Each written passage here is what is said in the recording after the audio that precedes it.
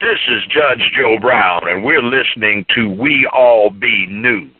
News-free Dixie for the 21st century.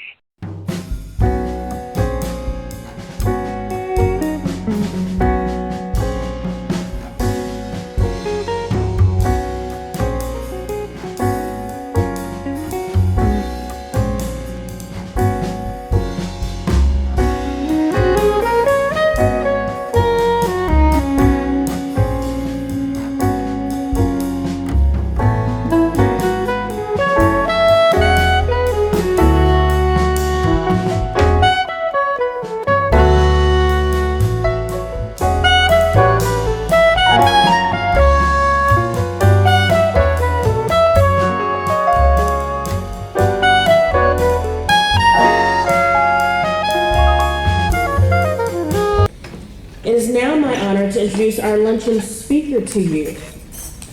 Daryl Michael Scott has spent most of his professional career advocating and studying the contributions of Dr. Woodson. He has served on the ASALH board since 2003, and in 2013 was elected national president. Dr. Scott's contributions to ASALH include the Woodson Review, ASALH's annual theme magazine, establishment of the ASALH Press, transformation of the Black History Bulletin, and efforts to take ASALH's scholarly publications into the digital age. Teaming with Marilyn Thomas Houston, Scott co-founded and serves as co-editor of the peer-reviewed scholarly publication FIRE, the Multimedia Journal of Black Studies. Dr. Scott is a professor of history at Howard University, where he served as chair of the department from 2005 to 2009.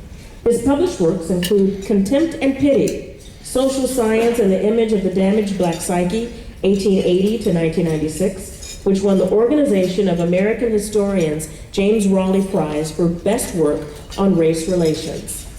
He is editor of The Miseducation of the Negro, Carter G. Woodson's Appeal, and a newly published edition of Edwin B. Henderson's The Negro in Sports, all of which are published by the ASALH Press. He is currently working on a history of white nationalism in the American South from 1865 to 1965, entitled The Lost World of White Nationalism. Dr. Scott received his bachelor's degree from Marquette University in Wisconsin and a doctorate in history from Stanford University. As he leads ASALH through its centennial year, his mantra is, "A people without institutions is not long to remain a people and will become whatever others will have them to be." I've enjoyed sitting next to him and hearing some of his stories. I'm very excited to hear what he has to share with us this afternoon. Please, you all, give an enthusiastic welcome as Dr. Scott comes before us right now.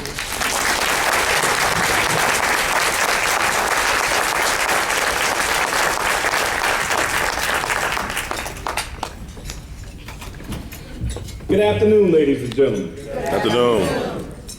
I must be very honest with you. I don't know what speech I brought. I really don't.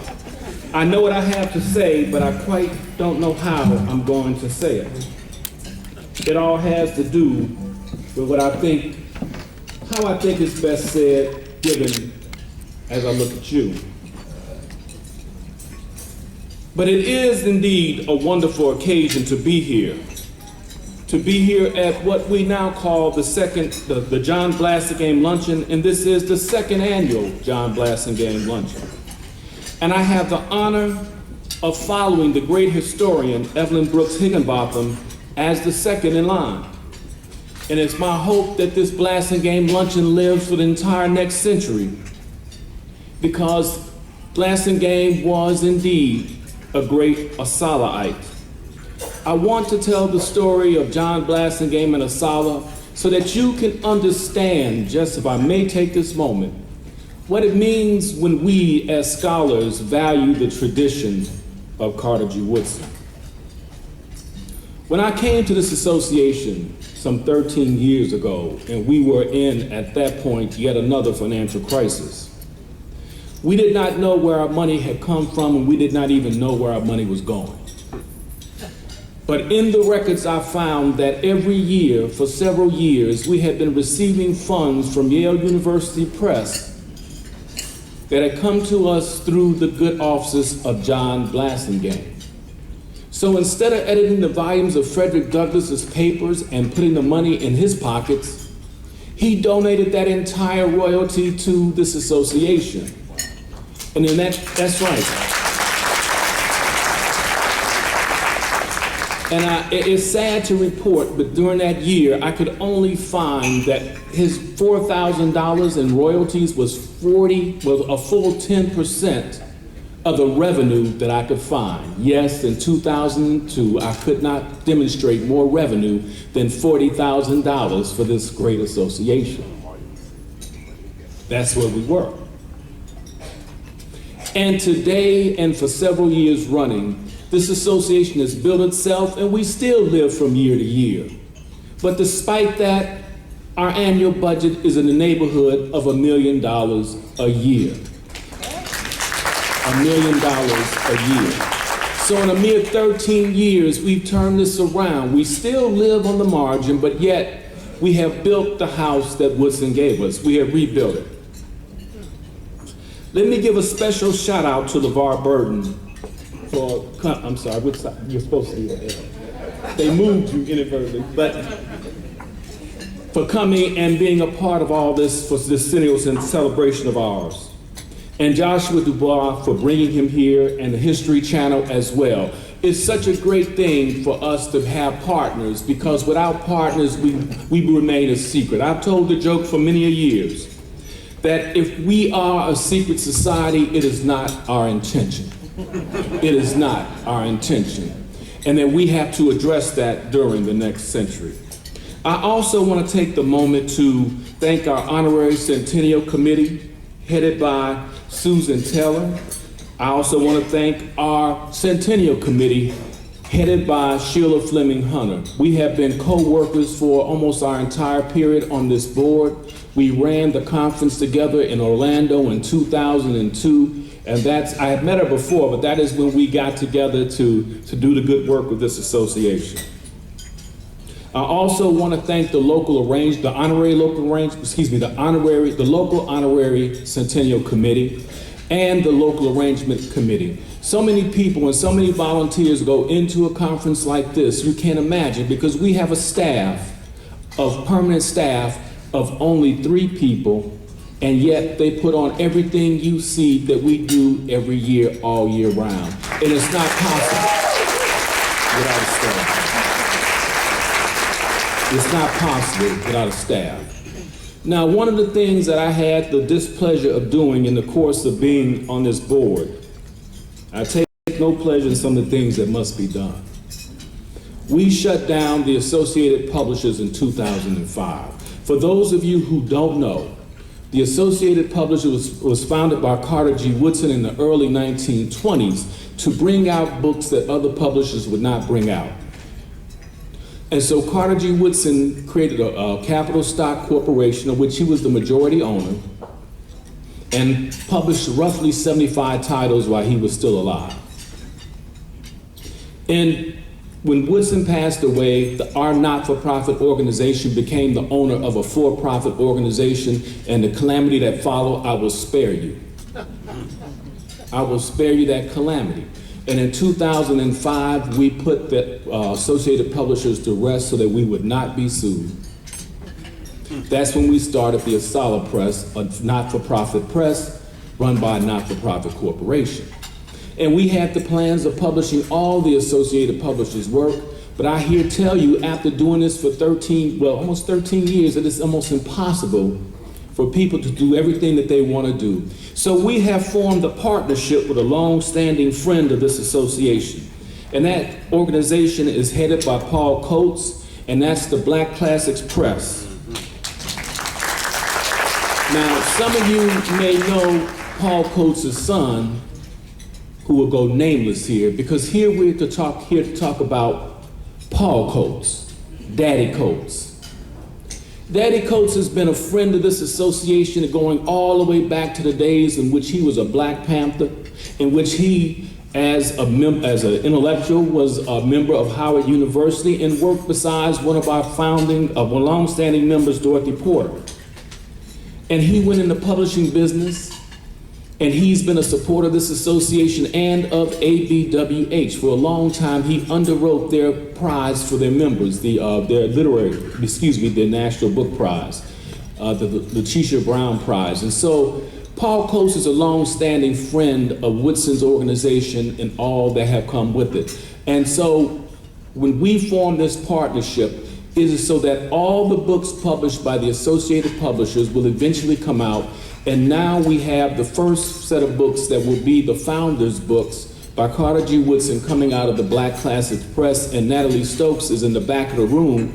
Hello, Natalie, please turn around. And we have on your desk, there's a flyer where you can get the entire series that we publish for, well, a discounted fee. Don't let me guess what's on that form. But do look at that and take advantage of this opportunity. We're publishing the books in conjunction with them, but the vast majority of the revenue from the book will come to the association. Paul Coates is like us. He does this largely out of the kindness of his heart.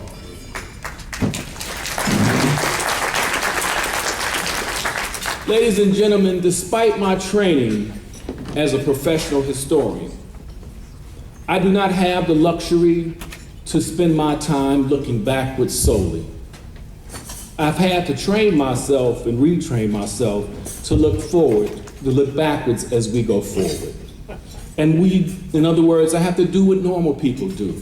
I have to have a sense of the past so that I can go ahead. But what I mean by this is that this association was built by a historian who was trained to think about the past, a historian who wanted nothing more than to think about the past, but who had to learn to become a business person so that he could build this great association.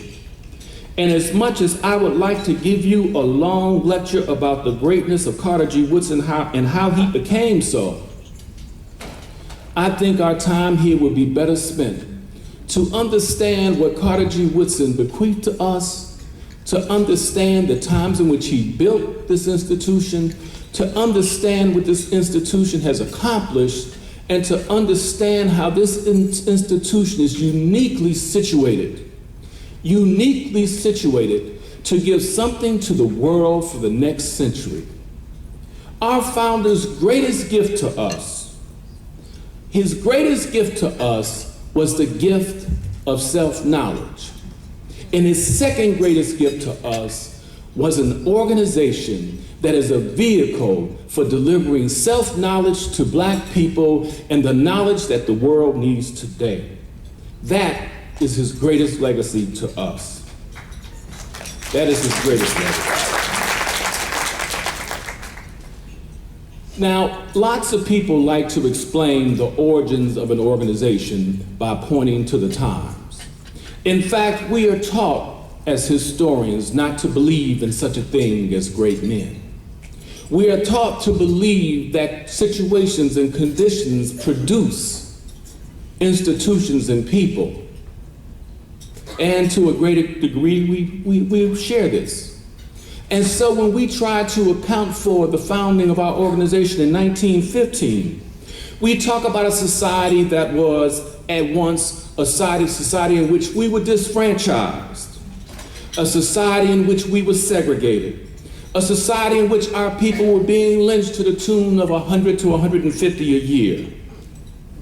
And we say it was in these conditions, especially with the Resurgence Klan, that we were founded in 1915.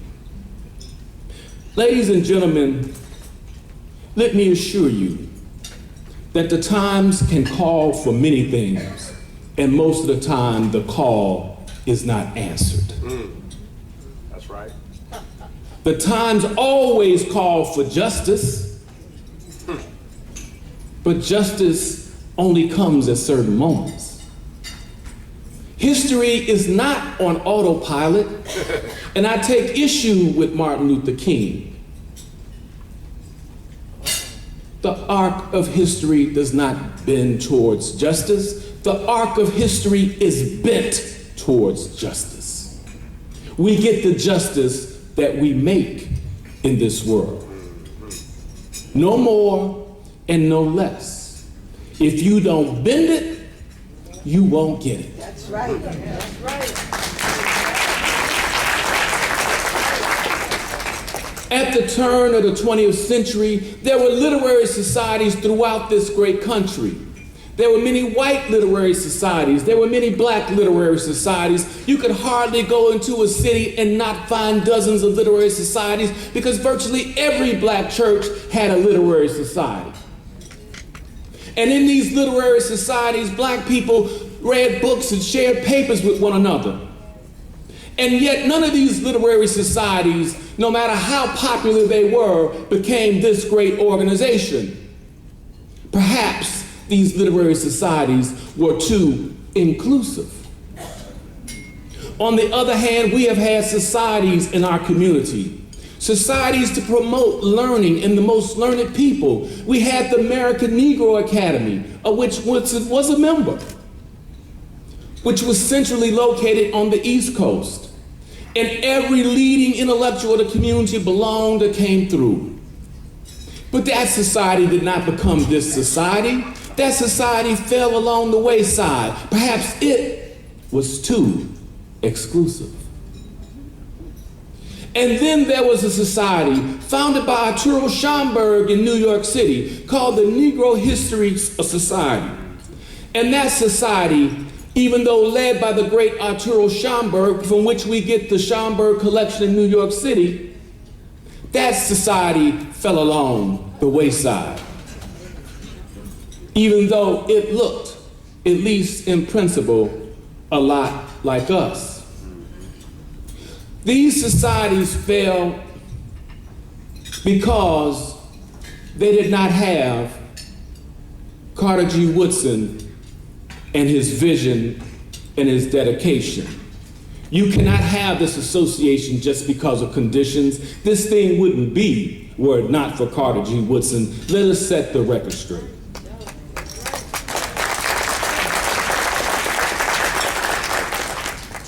We had 5 founders, for those of you who don't know. Carter G. Woodson founded this association along with William B. Hargrove, who was of Washington, D.C., like Carter G. Woodson, a teacher in the public schools. A.L. Jackson, who was working at the Wabash YMCA. James E. Stamp, who was working for Anthony Overton, and who would later go on to help found the United Negro College Fund. But let us be clear, these people were helpers to create an organization for whom in which the moving force was none other than Carter G. Woodson. Carter G. Woodson had a unique vision of how he thought education and history should go.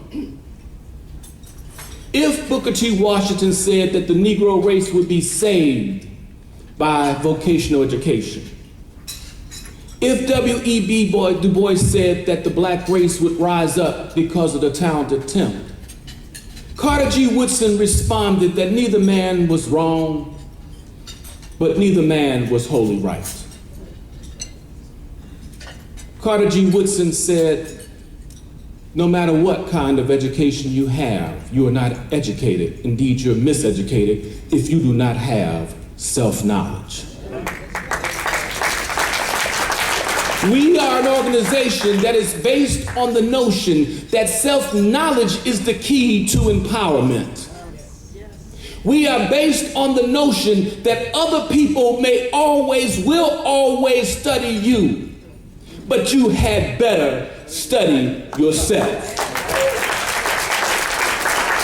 The other day we had guests at the Journal of African American History reception from Japan. And we learned that the Japanese have been studying us formally with an organization since the 1950s. Now that was a benign case of being studied. A benign case of being studied. But people have always studied us. And I need not regale you with the details of how medical science is founded on the notion quite often of studying us. You come to a conference like this to learn that gynecology is built on the wombs of black women. That's right. That's why you come to this society. You come here to learn what it means when the people who take a false measure of you can have power over you. And you come here to learn the truth that has been crushed the earth so that it can rise once again. Ladies and gentlemen, our founder built an organization that is a nexus.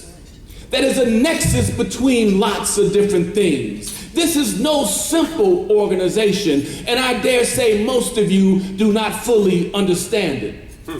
And that is no insult to you. No, it's not. It is no insult to you. Because I'm here to tell you I've been doing this 13 years, most of the time full time, and I still learn facets of this organization that I don't quite understand. We have constituencies within constituencies. We have friends that we don't hardly know who believe in us and who watch us and who follow us.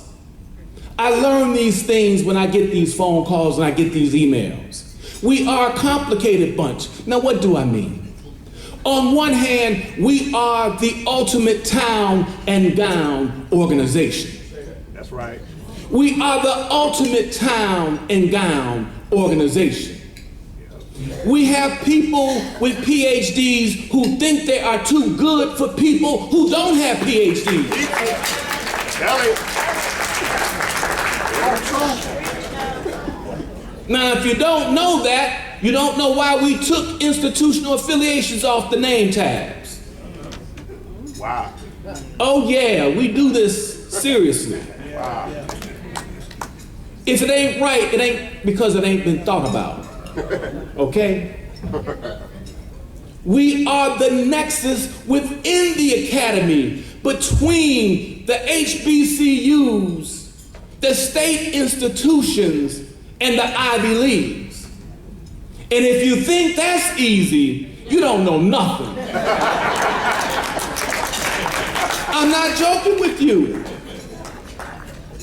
If you go into a room, I see, look here, this ain't by happenstance. If you go in a room and you see on one of these plenaries nothing but black women or black men, you got something to say unless it's about women. Know that if you go into one of these plenaries and all you see are a bunch of Ivy League professors, you got a problem. You got a problem. It's coming your way if you don't know it. If you go into the room and you don't see HBCU professors represented, you're gonna have a problem if you don't know it. If you go into these rooms and if you think you know this association, I'm gonna test you.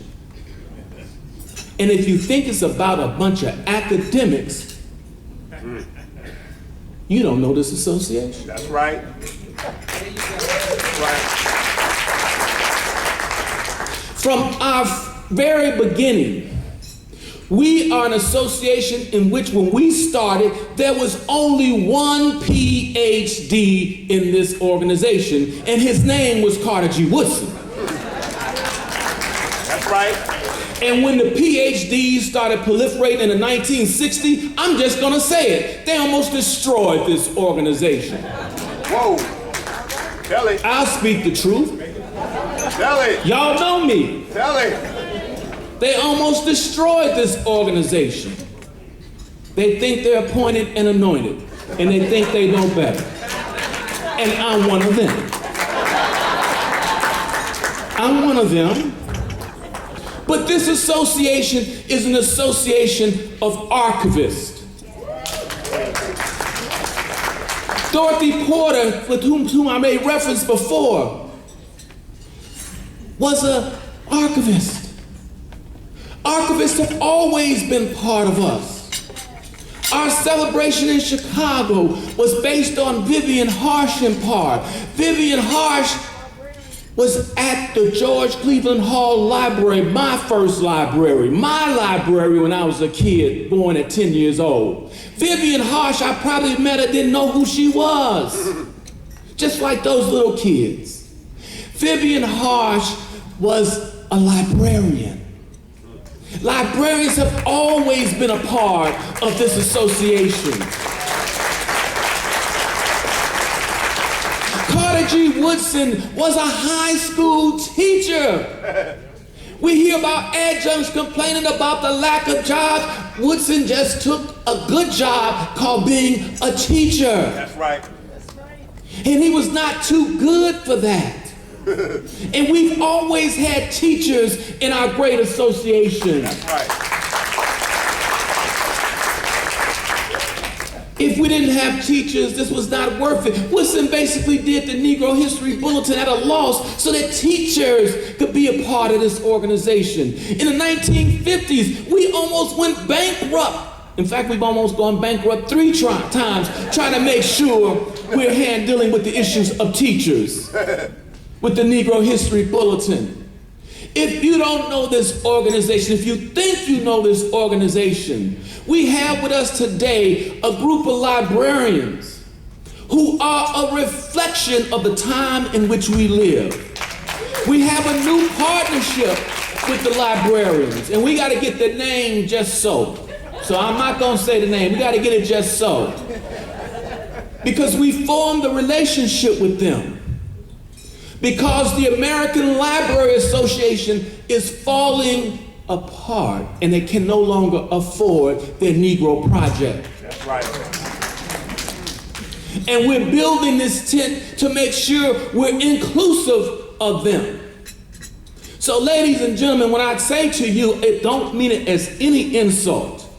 There are constituencies within constituencies in this great organization, and it is our job as the leadership of this organization to understand how all these parts fit together and to make sure that everybody here is included and feel whole within this organization. Because this was the great flaw, the great missed opportunity that we had at the advent of blacks coming into mainstream institutions. We saw ourselves narrowly as a historical association, as if we had ever simply been that. We did not reach out to people, and therefore you had the creation of the National Council of Black Studies. We did not reach out properly, and so you had the creation of the African American Anthropological Society that's folded into the mainstream Anthropological Society. And I hate to say it, I'm just going to admit it, you'll show you my politics, and from whom they make money and get virtually no money. And I could carry this on through every discipline. That's right. Because if you don't have a vision broad enough, no matter what the times will allow for, you will miss the opportunity. Ladies and gentlemen, our founder, Carter G. Woodson, made us the nexus as well between the academy and the black community. Between the academy and the black community. You see, when we were founded, what we studied had no place within the university system. Right. We were not the stepchild. We were not a part of it, period. Research belonged to a chosen few. The journals belonged to them. And they represented us any which way they wanted to. When Carter G. Woodson created the Journal of Negro History, when he created this great association, not only did he create it as part of a public history project, he created it, that's right, a public history project, he created it as well with the understanding that we needed a scholarly journal that would give to the black community in the academy the truth about our past.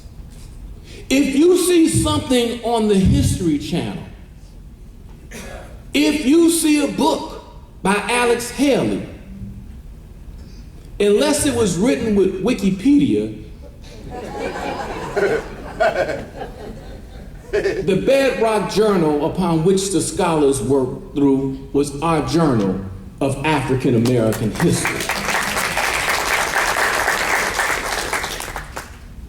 And that's why we call it the Jewel of ASALH. It links us to the academy. And when Carter G. Woodson wanted to link scholarship to the community, and he always wanted to do that, that's why he was in in Chicago in 1915, doing public history.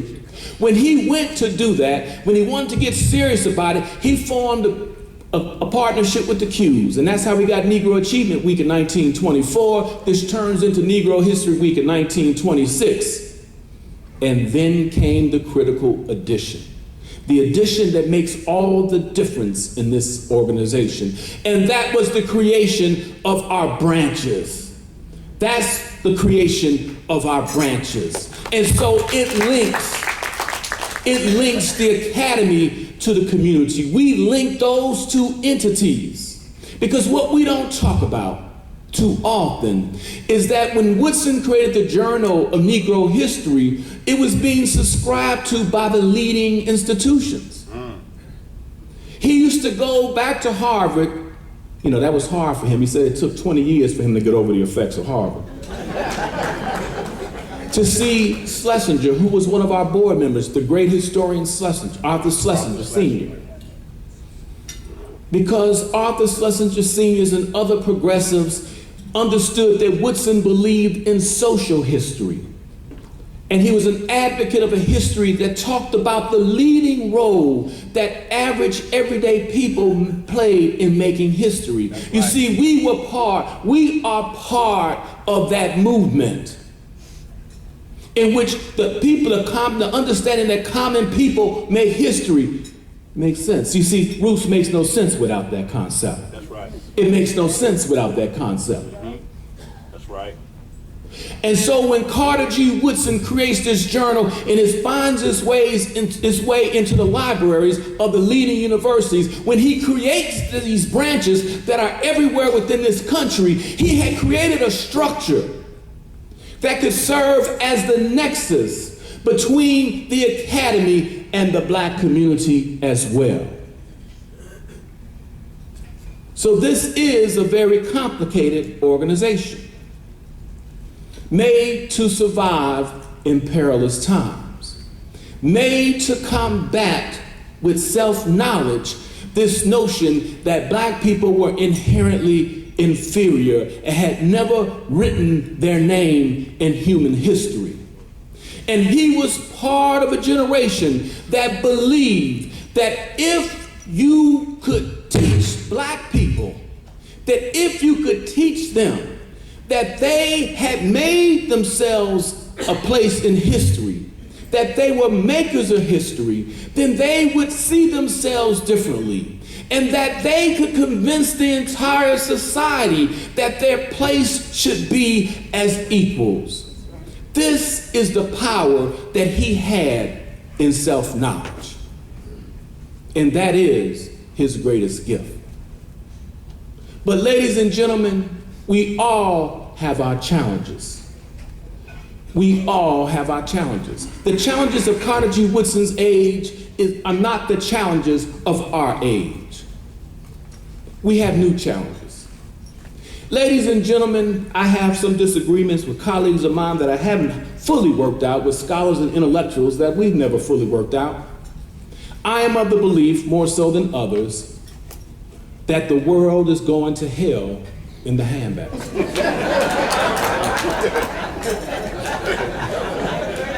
That's my general proposition. Now, why do I believe that? You know, years ago, somebody asked me what was I going to do with a PhD, and I've always been one of those people quick with the tongue. saying things I probably shouldn't say. I told somebody I was gonna, create knowledge and make love to my wife all summer long.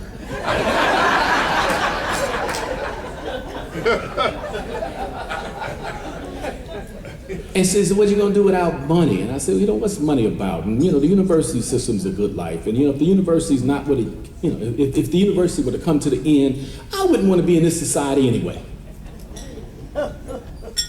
I'm usually about right. I do pretty good prognosticating the future, but I had no idea that we would witness what I think is clearly the destruction of the university for the common person in America.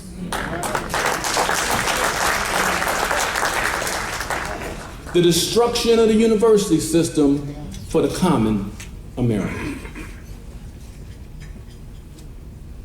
Let me tell you an anecdote about one of your biggest enemies in our history, a guy named Pitchfork Ben Tillman. Oh, yes, tell me. Oh yeah, Pitchfork Ben Tillman thought nothing of you. He thought you had no place in this civilization. He thought you were the dregs of society. He thought that without you, this would be a great nation once again. But his hatred of you was only second to his hatred of elite white folks. You see, Pitchfork Ben Tillman believed that if he got the Negro out of the way, he could take on the elite whites of South Carolina. He believed that when he took them on, he could make the state work for the common man of South Carolina. He was an advocate of higher education for poor whites and nothing for you. Right. And nothing for you. But he believed in the power of education, and he believed that it was important for the people who were the true citizens of this country. I'll give him that. It is necessary for the true citizens of this country. And it's a damn shame that Pitchfork Ben Tillman was more progressive than the Republican Party of today.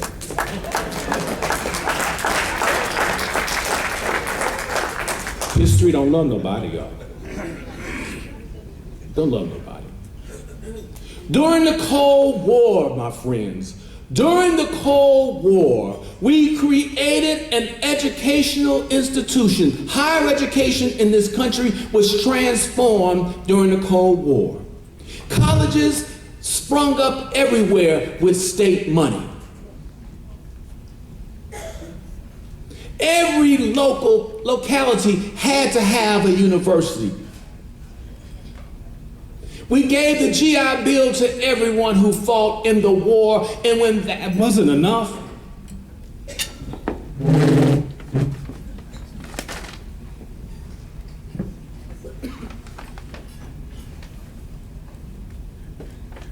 I'm getting to the point that what Grandma used to say is true.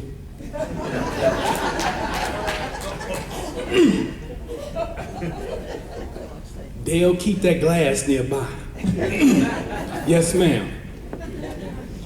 And so this university system that was created, when it didn't fit enough people into it, we created all kinds of funding for higher education so that we could create this middle class. We built what I call the Cold War era university because we were putting democracy on display. We were in a fight against communism, and we had to demonstrate that we were better. The fact that LeVar Burton is here makes me realize something, rethink a thought that I thought years ago. What happens in a world where you have science and technology and no appreciation for humanity?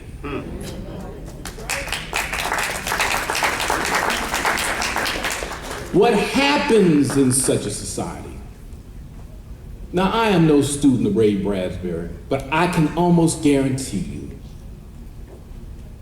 that A.L.L was Nazism for his understanding of what becomes of technology that's uncoupled from an appreciation and a love of humanity. That's why Captain Kirk had to be just oh so human. Everything hinged on our triumph as the human race, on our being at bottom humans who had an appreciation for culture, who had appreciation more generally for humanity, and appreciation for life. My friend Jelani Cobb tweeted the other day, boy, I wish I could get as many tweet followers as he has on Twitter. He tweeted the other day that Ben Carson is the proof of what happens when you have STEM education and no humanities or social science.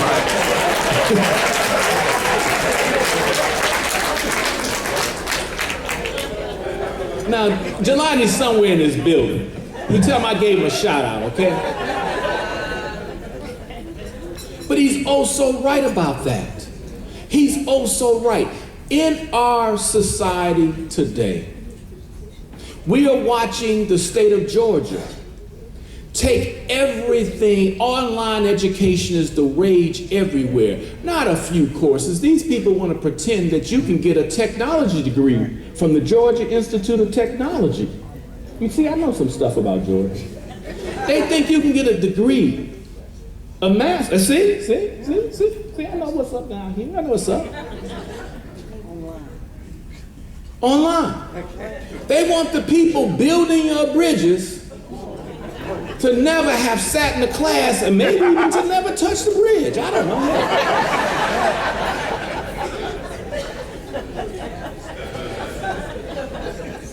And if they think that of engineering, what do you think they think of the humanities? Let me drop a knowledge bomb on you. Japan has instructed its universities to get rid of the social sciences and the humanities. What? Yeah, wasn't that a bomb? I'm gonna say that again. Japan has instructed its universities to get rid of the social sciences and the humanities.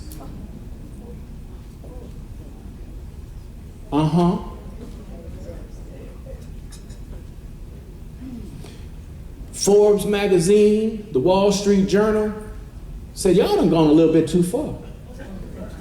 The conservatives think so. Why? Because they're also getting rid of economics. You know, the biggest ideology of the academy comes out of the econ department. It is. It's an ideology. It says everything worked fine if y'all just stay out of it. But social policy is about values, right? Who gets what is based upon values. They say, so the only good news in this whole thing is that they'll get rid of economics too. But ladies and gentlemen, HBCUs are in big trouble. Katrina went through and destroyed Dillard University, and Dillard University remade its name under Walter Kimbrough as a STEM university. Y'all all happy about that. Ooh, science and technology. Dillard started his life as a liberal arts institution. And liberal arts and sciences, in the sciences, they go together. They go together. And at the finest institutions in this country, they will continue to go together. That's right. They're not going to get rid of the humanities and social sciences at Yale or Harvard or Stanford or the Swarthmores of this world. The people who run the world have always studied the humanities. That's right. And the social sciences. I call these people the neo-Bookerites of STEM. Oh yeah, we got a Booker T. Washington Du Bois debate going on a very national level, global level. You see, what happened when we defeated communism is that we unleashed capitalism, global capitalism, based on the premise that this thing would work itself out. Because with commerce and trade, comes peace and prosperity. They've been saying that since the 19th century. That's why I know it so well. I'm a historian. But China ain't acting right. And Japan is afraid of China. And it needs everybody in science and technology to deal with China, now that China is not a backwards country, you see. We say we can't compete in a global economy unless everybody becomes an engineer. And I think if you think that they believe that your kid is going to be engineered, your kid is going to be the person putting the hydraulic oil in the machine. If you let them. If you let them. Ladies and gentlemen, the American society and the world needs a Carter G. Woodson. This entire society needs an organization just like ASALH, where we are the nexus between the academy and the community. We gave ourselves self-knowledge when they tried to deny us the very same thing. That has been our mission for 100 years. And what we must do as an association, what we must do for our people, what we must do to make an example for the entire world. And I don't say this to you as a conservative. I say this to you as a person who believes that I want my children and your children to have an understanding of their humanity. The understanding of what role they have played in history, an understanding of the literature that we have created, an understanding of the possibilities of this world, and an understanding of the need to bend the arc of justice in the right direction. We are built for that. And we need to start a branch in every city and every county of this country. The National Association has to be about that. We must once again start insisting that the schools teach our history and all history. I never thought I would be in a position of saying, please teach Shakespeare. I never thought I would be here. I thought I'd be making love to my wife all summer long. But that's where we find ourselves. We must, and I'm imploring you, we must do better. We must partner with the National Park Service. Folks, you think they care about that Park Service? Some of you heard me say in February, they'll sell Yogi the Bear, they'll sell Yellowstone Park and Yogi the Bear too. We must partner with them. Where there is a site, we need a branch to advocate for that site. Where there is a museum, because our museums, they don't give the kids money to go to the museums anymore. That's right. The Wright Museum is in trouble financially, and the gentrifiers, they don't care about the Wright Museum. That's right. Tell it. I just came from DuSable in Chicago. My DuSable. Yes. I'm telling you, I used to ride my bike up there before they opened it. I was the first person looking at the shackles. Close to it anyway. I was there, and they're talking about virtually trying to annex the whole park. That's right.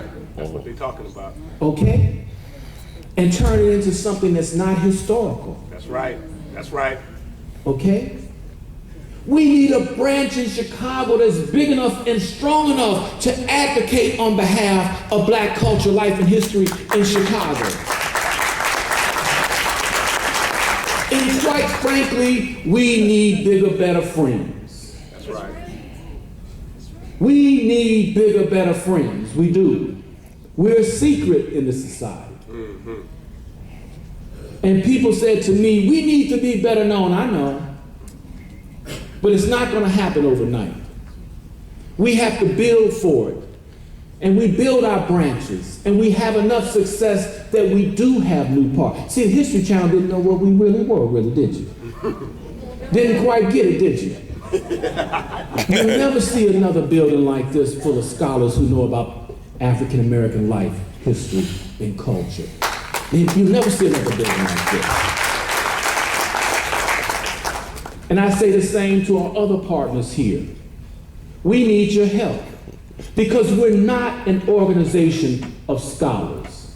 We're an organization with a much bigger, broader mission. Our mission, quite frankly, is bigger than we are, and what we now must do is reach out and save ourselves and save our country. Thank you.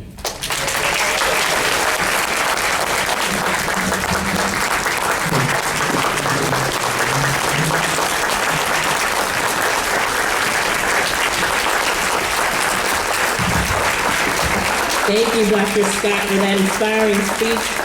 ASALH is in very capable hands. Thank you so much for dropping all those knowledge bombs, as you called them. We needed to hear them this afternoon.